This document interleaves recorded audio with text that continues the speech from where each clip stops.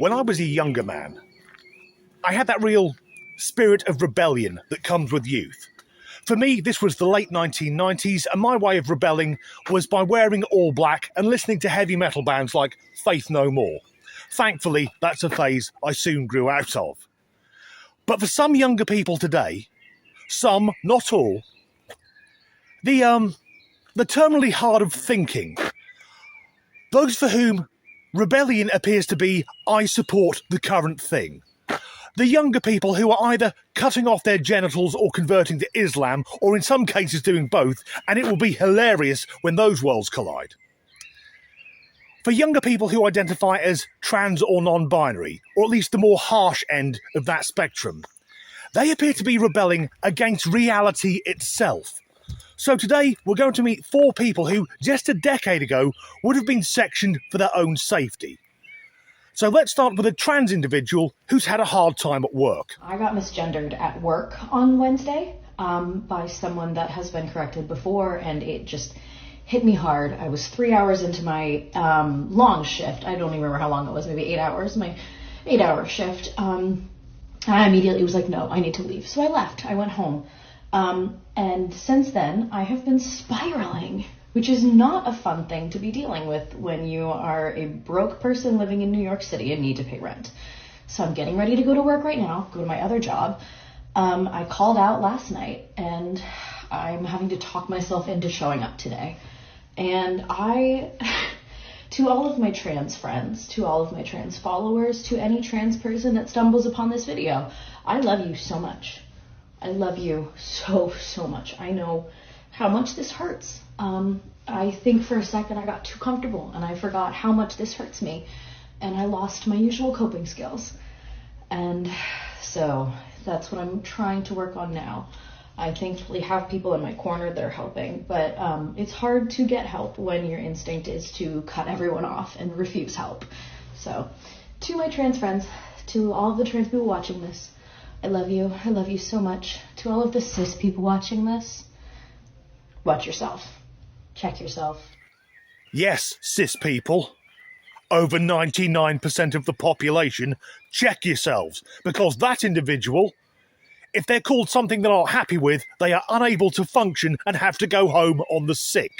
Now, about 6:05 this morning, one of my work colleagues referred to me as a fat, bald prick, to which I countered, at least I'm not a soulless ginger bastard. That is work-based banter. Our new friend would simply explode in that environment. And she's been misgendered, which means she's been correctly gendered. Someone's identified that she's actually a woman, because in no way does she pass for a man. Here's a hint, love. If you want to appear more masculine, stop wearing the makeup. Generally, men don't do that. And the men that do wear makeup, they're not interested in women anyway. But we don't know what our friend does for a living. Is she a barista or a waitress? Or would she be a waiter? A wait, they, them. I say that because for the people for whom their preferred pronouns are their entire lives, there only appear to be 3 viable career options. The first is teacher, and we can see our new friend isn't one of those. But I guess if you're of that mindset, being a teacher is a great thing because you get to brainwash young children. And the other 2 options are waiting tables or being a barista. And I guess both those jobs have a captive audience in the customers. And I say this with no offence to anyone who works in these jobs, but they are not overly highly skilled. If you're going to be killed in a workplace accident at Starbucks, you're going to have to put some fucking effort in. And just a few weeks ago, the wife and I went out for a meal before we went to a gig. It was a Saturday afternoon, and I thought this restaurant is rather quiet. And then it dawned on me why it was rather quiet. Because the waitress waddled over with that sideways thing that the morbidly obese do. With pink and blue hair, too many piercings, all the badges, and introduced herself as, my name is, I can't remember what she said, my pronouns are he, they. And I heard myself say out loud, oh, fuck off. And the next day, I had food poisoning. Anyway, our friend spoke about working the long shift.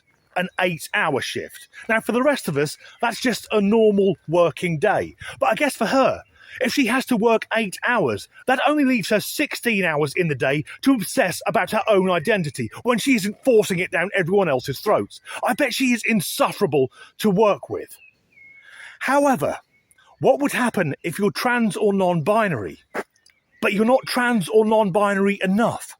How can you compete in the oppression Olympics? Have you ever struggled with not feeling non-binary enough or not feeling trans enough? Because I know that I have. And one of the main reasons for this is because of the stereotypes that we see in society, in media, of trans and non-binary individuals. A lot of those stereotypes go into how we view non-binariness and transness for ourselves when we first come out. Some of those stereotypes include medically transitioning, wanting to pass, wanting to be androgynous, socially transitioning, hating gender altogether. But the reality is that there is no one way to be trans or non-binary, and these stereotypes are not guidelines. They aren't, the epiphany of being trans and non-binary. They are just what some people do. And for a long time, I didn't feel non-binary enough or trans enough because I didn't look like those stereotypes. I didn't look androgynous. I didn't want to medically transition. I thought I wouldn't be perceived as non-binary because I didn't align with those stereotypes, when in reality, non-binariness has all looks, any looks, no look. It is whatever you want it to be, and your gender journey is whatever you want it to be. That woman went viral recently for her video on gender season. The idea that someone's gender can change basically according to the weather. And she's non-binary.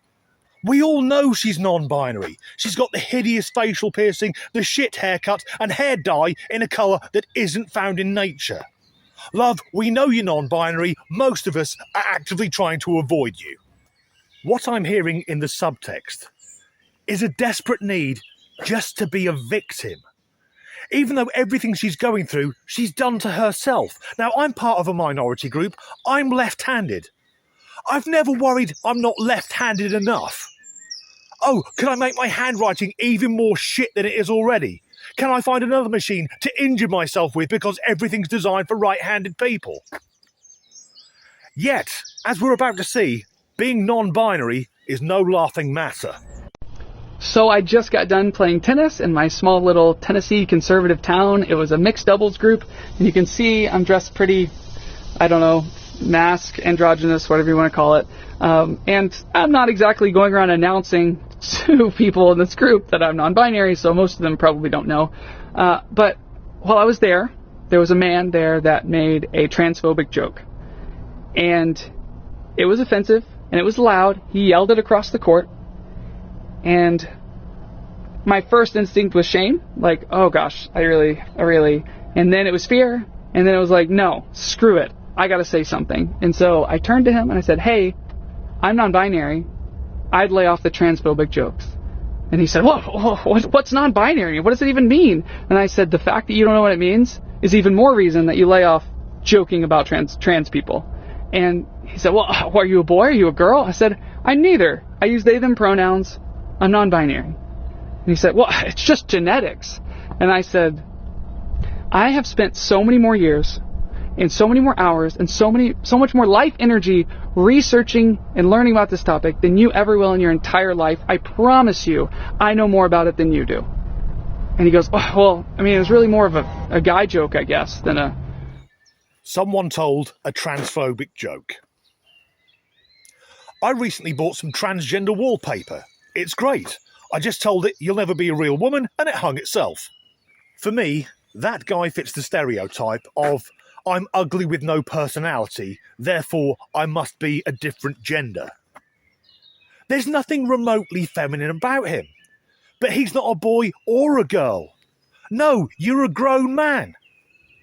Fucking act like it. And is it just me? Or is the arrogance and superiority that man is attempting to show utterly disgusting? Because he's an expert. He's done so much research on being trans and being non-binary. Well done, sir.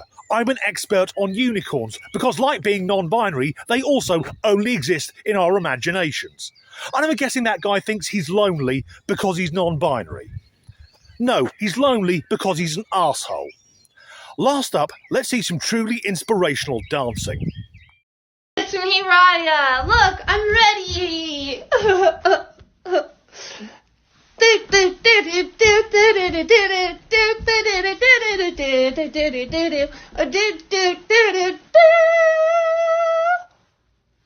me, Raya! Hi everybody, it's me, Raya. That man recorded himself doing that and then put it on the internet where his friends and family can see it, and his work colleagues and potential future employers. Proud to display that clearly he has a fetish about pretending to be a little girl, and I'm guessing may have very unhealthy interests when it comes to young children. What's wrong with you, man? What are you trying to prove? I'll say again, we used to put people like this away for their own safety. What a time to be alive. That's the end of this video. If you've enjoyed it, please do like and subscribe if you haven't already. And as ever, thanks for watching. So, my way of rebelling was... I had long hair. I had hair. Yes, cisgendered people. Yes, sane people. It appears to have fucked that up, didn't you, Dan? 3 viable career options. Teacher, a barista. Oh no, 4, there's TikToker as well, fuck it. A transphobic joke. First up, was the joke funny? Secondly, what's he going to do about it? I can't imagine getting threatened by a non-binary individual. I just say the wrong pronouns and they break down crying. This clip's got music in it, so I've got to stay in shot and pretend I'm reacting to it. Stay in shot. Dan, you poncy twat. All of that himself. Put it online where... Fuck it. That himself. He's put it online where it can be able to fuck that up as well.